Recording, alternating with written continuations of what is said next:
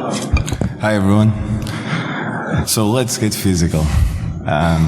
First of all, this is not an original title. There have been some talks with this title before, but it was too good not to use it. It felt too good for this presentation. So I'll start by introducing us. My name is Catarino. I work at AdamandSec. This here is Pedro Rodrigues. He is a security engineer at Farfetch. And together we comprise a team of very curious individuals that have done some very fun projects in the past. Some of them we can talk about, some of them we can't. But since this talk had a so big broad. Apologize. So broad. Sorry. It was a very broad research, and we wanted to share it with the community and hopefully get you guys as curious as we were about these devices, and hopefully starting also to do some research with them. Standard disclaimer. Yeah, we have to put it here. And now I'll pass the word to Pedro. Hello, everyone. Before we start, let me just went through the basics of authentication. Basically, you could authenticate yourself with the device, any kind of authentication, through three ways. Something you know, that's like a password or a PIN or something like that.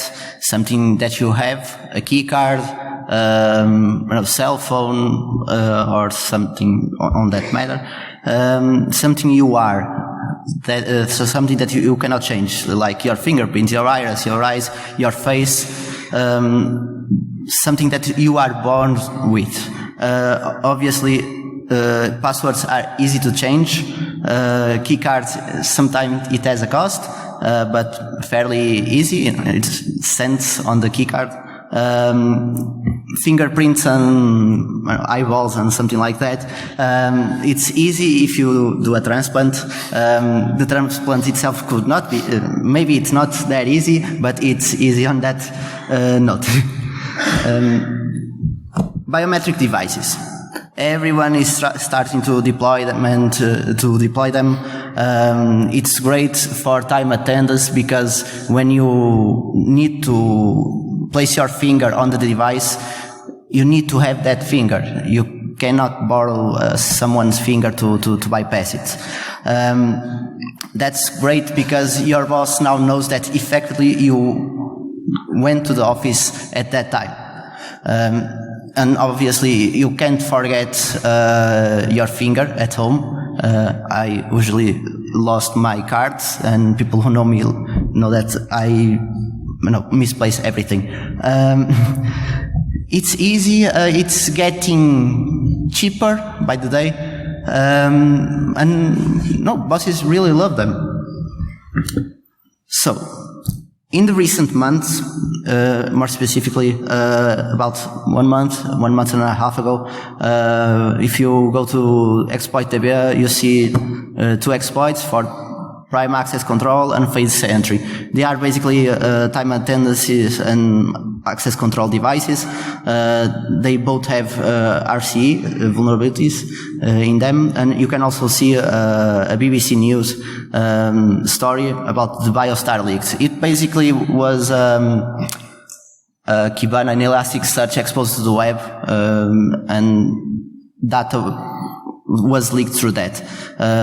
I don't know why they had a database of fingerprints and time attendance, but leaks happened. Let's plug them. Okay, so it's kind of cool, these devices.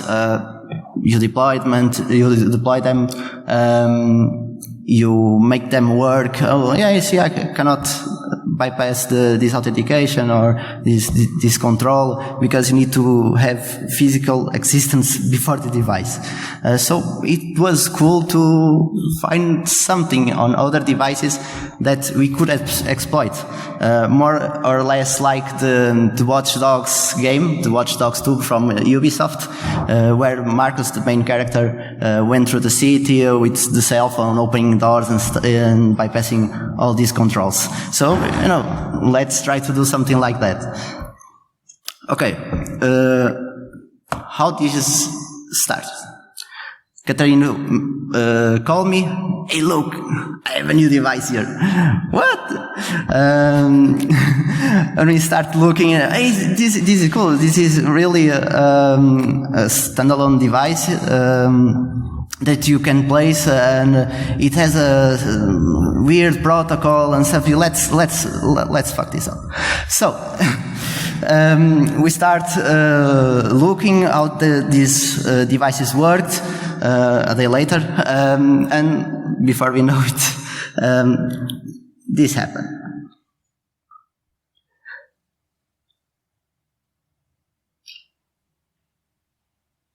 Just an enter. And now the door is open. No authentication. Easy. Just went through. So, how did we manage to do this? We look at Wireshark, because it was a janky protocol, and we took the payload and replayed it, and it opened the door. It was easy. There is no nonce or something like that, and probably not an SSL or TLS encryption connection. So we configured a port mirroring or span port, if you want, and we start to listen every payload that was sent to the device. The architecture was the following. There is a management software where you control the devices, all devices from your office. You can ask them to open the door or upload a new fingerprint or access code, and you can manage all through that. You actually, most of your implementations need that. When we started to make small requests. Get me the device information. Open the door. Get the current logs. Starting from scratch. In Wireshark, the payloads were actually very simple. You can see here, it starts with A5 and has a small number of bytes. It is wrongly decoded. It stated that IPS ICTL, it's Aruba or something like that, protocol, don't know, don't care really. But since it was small, we could take the challenge. We are not experts in reversing, but something like this, I don't see any passwords or something that resemble that, because we set a password and it's not being sent here. So let's dig deeper. Since we have control of the network, we start making those small requests, open the door by force, get device states, whatever that is, device type, record information, something small to understand how the protocol worked. As you can see here, they all start the same with A5 byte. Then it has a small number, for instance, get record info. You have 4 bytes with numerical 1. Below on the open door force, you have all zeros. And we didn't understand how this was, what is going to affect our research. But we start changing all these parameters to see how the device respond. So we come up with this. We know that there is a preamble, unknown data, but it's very small. 1, 2, it's like a sequence number, not a huge number, but yet it has 4 bytes. The interesting thing was, some devices responded when we did the replay attack. When we changed the number, it stopped responding. But if we null byte all the sequence, every device it starts to respond. So we just set all zeros on the payload and went with it because we didn't know what this thing was. There is a 1 byte for an instruction, open door or get devices records or something like that. It's basically the command. There was what we assume length, 2 bytes for the length, because it was the remaining of the data minus 2. So, we thought maybe this is length, but they are 2 bytes that aren't length. So we marked as unknown data and we start the process of figuring what that 2 bytes were. Luckily, NVIS provides an SDK. This SDK is for you to deploy your own implementations. For instance, Aeon, it's a product from Telemax here in Portugal that use this SDK to implement their own software and control all these devices. Since we have an SDK and we didn't know how these packets were being made, we start IDA and start to look for these payloads. This is the SDK. It has 4 files, 1 docx that I didn't understand. I'm not going to say the next word. And 3 files, a DLL, a header file, and a .exe file. It's a testing program that you can interact with every device and get all records from that. Basically, they just say, okay, this is vulnerable, but just use it. So you don't need to provide any password to interact with the device or the test program. We started reversing, but there wasn't any export functions that resemble a checksum or CRC. We know it's a CRC 16 now, because 2 bytes. But we didn't find any exported function. So maybe it's a function that is being called and not exported. But going through the flow of all the communications and so, it's kind of tedious. So we are lazy and we just look for the function that has the most cross references to it. And guess what? We actually find it. This is this assembly, the start of the function, and we looked at the bottom and we saw an array. CRC has polynomials that are used to make that array. It's a standard CRC for our point of view, but we started to look and we didn't understand these bytes. It seemed different than what we used to use. So we just started reversing and mapping all out to our implementation of the protocol. Later, Nuno, my friend at Farfetch, told me, yeah, you are looking at the wrong CRC 16. There are multiple standards. You are looking at the wrong standard. I just waited 8 hours of my life. Thank you. Now, since we have the CRC, we have all the requirements to make a payload. So we just make the reply to the same payloads and start to look for the responses. The responses were quite easy to parse because it follows almost the same structure of the protocol. And it was easy, since we have access to the device, to map out what were the bytes that the name is going to be, the password, the card ID, RF card ID, and even fingerprints. The fingerprints, it's not a BMP or a PNG file. It's actually a Edenval matrix. So, less fortunate than that, but you can extract passwords, and even you can set your own password without knowing the previous password. So the protocol is so open that you just send an instruction and it accepts it no matter what. You are the boss if you have access to port 5010 TCP.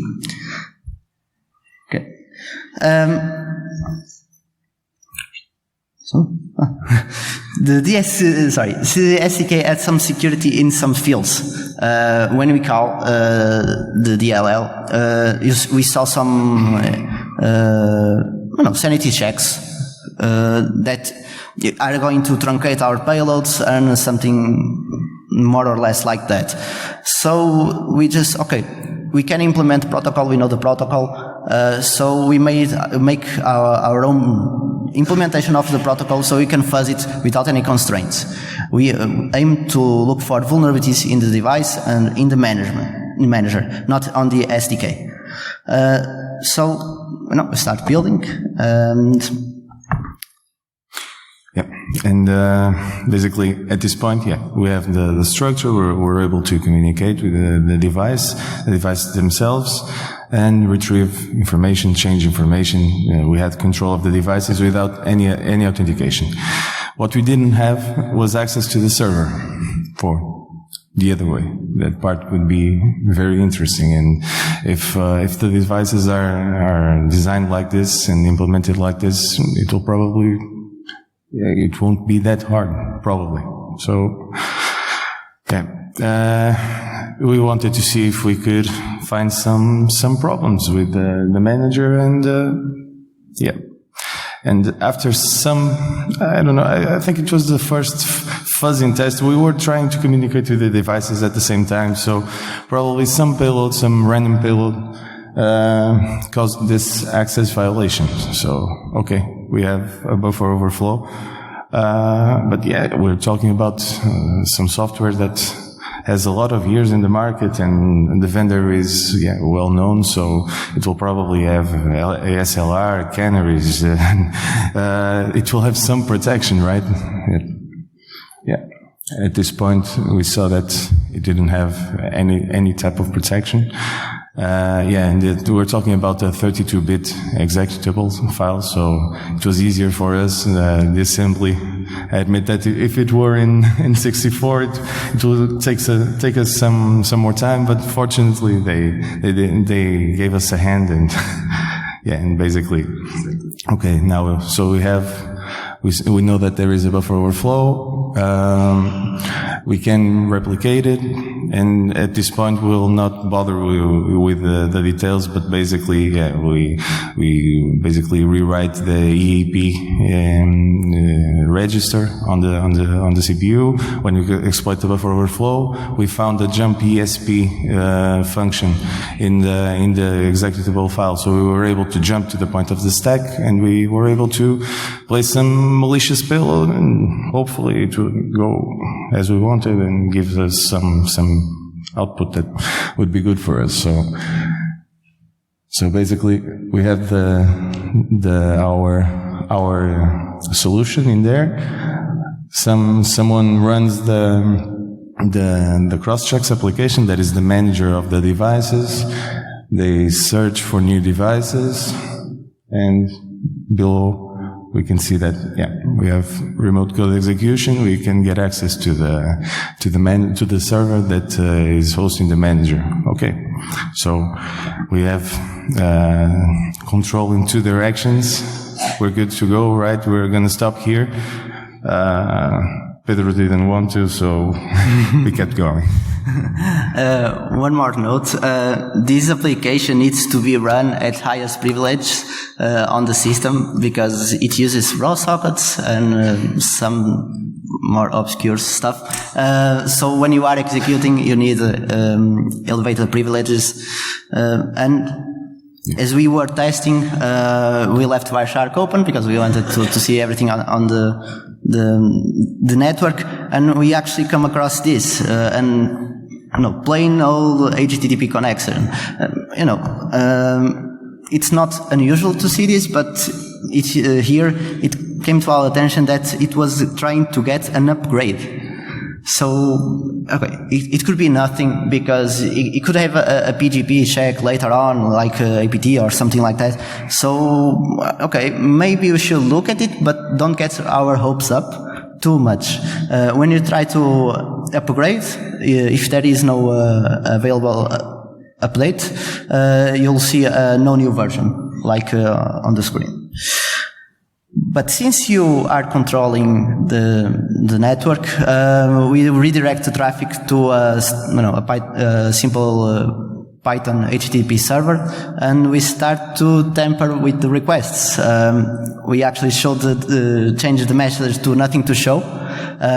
We just received the request from the version that he was advertising, and we increment by 1. And we say, okay, there is nothing to show, but here is the manifest of all new files and updates. Since you are running with IRS privileges, we can upload just a simple backdoor. Everything will run with IRS privileges on the device. You just need to send the file with the same name as you write on the manifest of the upgrade, and you get a shell. But if you can poison the DNS or redirect traffic, you can also try to overtake the server with this vector. At here, okay, this is pretty much broken, of course, and we didn't know why someone will deploy this to the network. But we kept going.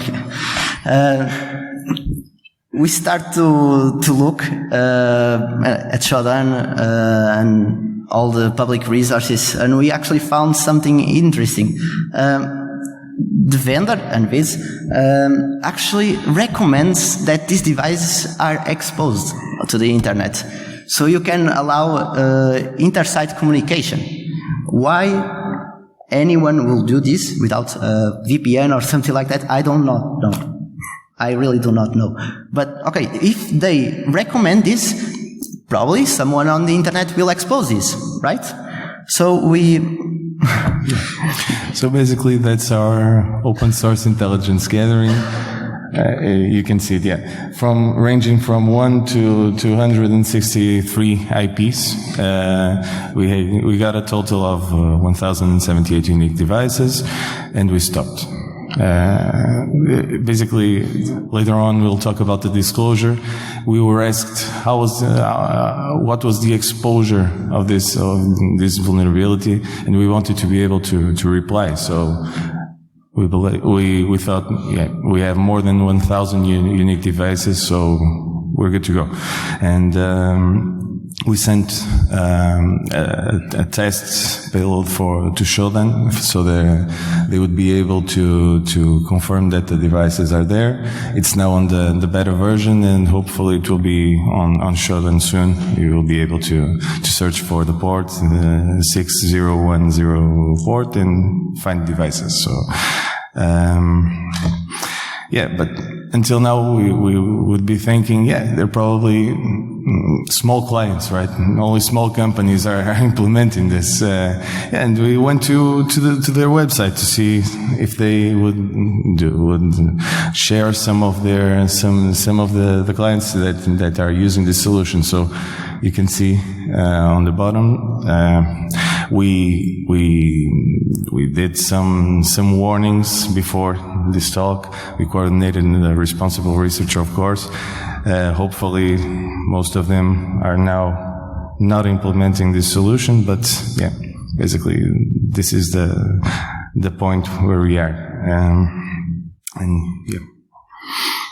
So, remember where there was a time that people expose printers to be able to print anywhere in the world? What if you can upgrade the software version to a backdoor or a firmware that will perform malicious actions on your network? You basically start to getting into the network itself of all these clients. And since this is an application that has PII, personal identifiable information, there could be a leak, a major leak here. And this is not a small vendor, as you can see. This is actually very dangerous for people to deploy on their networks, and you are liable for what you store on your devices. To back me up on this, yes, there is an update function that you can call, and you can upload an evil firmware, and basically you have control. You can put make an upload to have a SOX proxy, an extension of the current protocol to proxy your request inside the network, or you can make a firmware that will pound the manager itself and get a reverse shell with highest privileges mode on your attack machine. These are some useful exported functions that you can call with the DLL. You can force unlock. This call will not log anything on the log file, so it will, never happen at the eyes of the CM. You can download all records, all attendance records. You can erase all records, of course. You can get network information, install personal. You can leave message to someone when they place the fingers. You can pop a message saying you have just been pwned.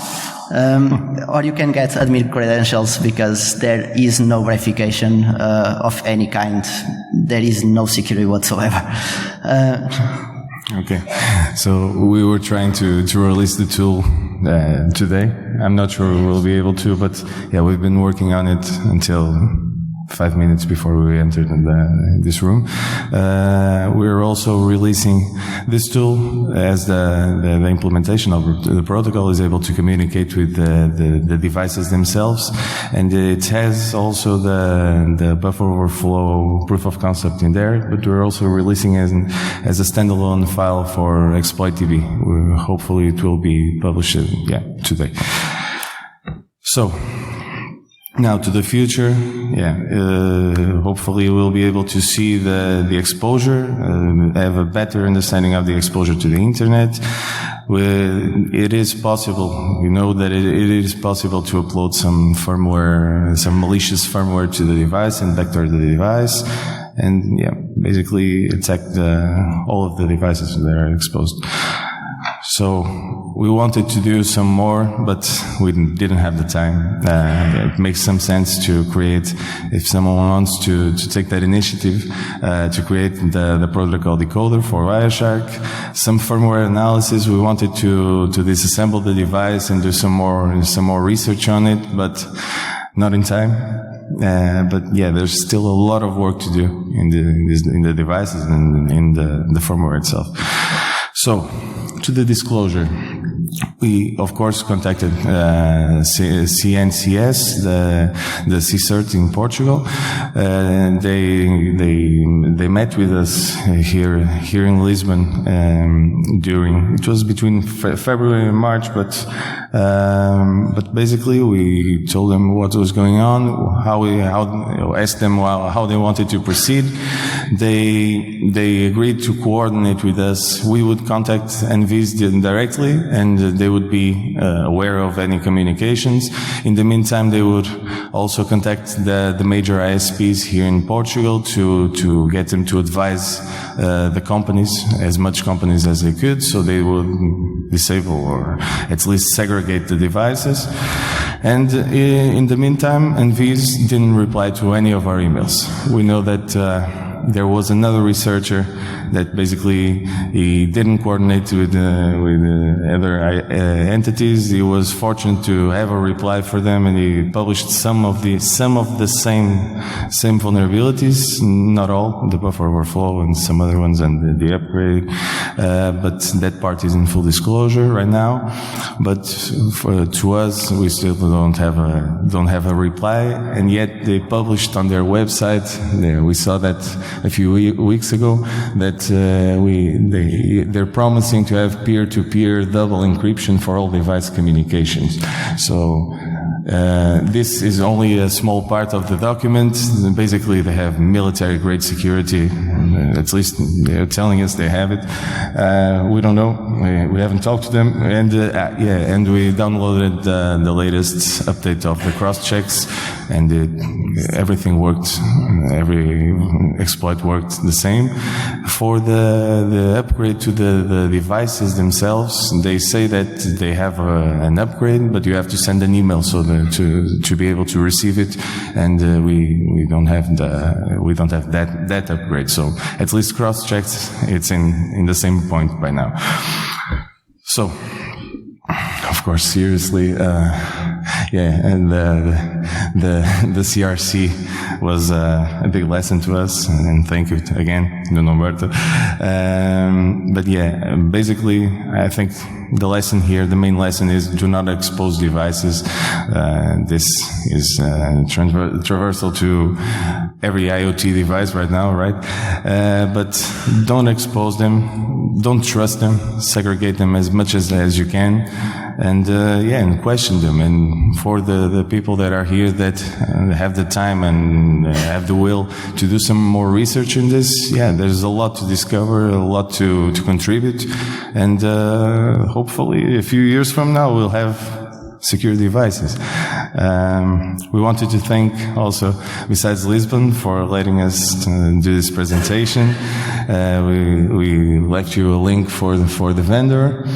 Wanted to thank Shodan for the implementation of the protocol, and of course CNCS. They were very quick to respond. They coordinated everything with us. They're a very efficient team, and we were basically very lucky to have them on our side, because we're a bit worried to get arrested or something like it.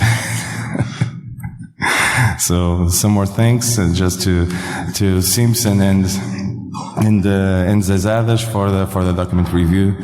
A big thank you. I told you that we wanted to leave this in writing. There has been a CVE disclosed for some parts of this research also, and we basically saw in the meantime that you were able to get the comms protocol. So we lost a lot of time, but we learned a lot. It was fun. So thank you, and questions.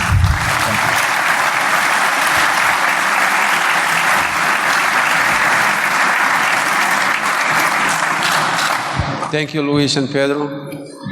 Questions? Anyone? No questions? We have to make time because coffee break is not ready, so... You still have time, They don't have the food ready, so if you want to ask some questions, you have... Do you guys know any jokes or know how to tap we have one. The first one. Thank you.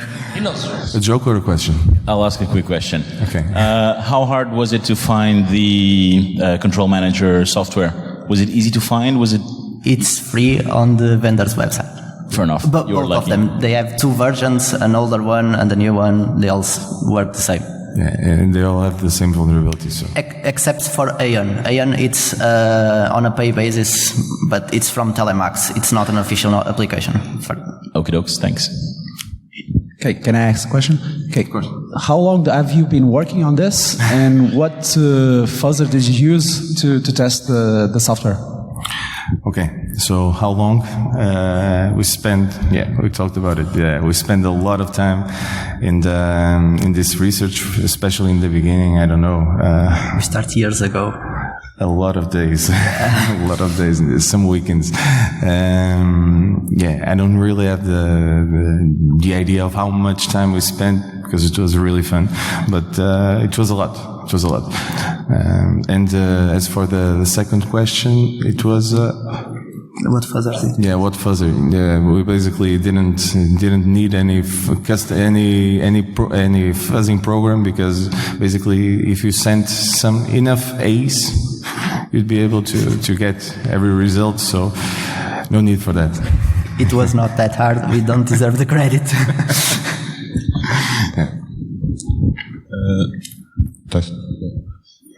So in terms of the devices and the firmware, did you open one of the devices? Do you know what type of storage it has? Is it like eMMC? Is it a flash chip? Not yet. Basically, the one we had access to, complete access to, it was implemented on our office. So, what is the cost of one of those devices on eBay? Did you search? They vary. When I ask Telemax, the implementer in Portugal, they asked me for €300. It was quite expensive, so that delay a little keep it on the research. We should make a hardware lab and get sponsors to buy the devices. I try, but no one wanted. Sponsors in this conference. Okay. Noted. More questions? Really? Okay, let's pray that everything's Just great. one small. If you want to go more in depth, this is now fully open to the web. You can accept the application. You can look for the disclosure on the sites that we showed here, and you can see all the process that we took to understand this protocol. If you want to go understand a little bit more deeper. Sorry. Okay, so thank you. Thank you. Thank you.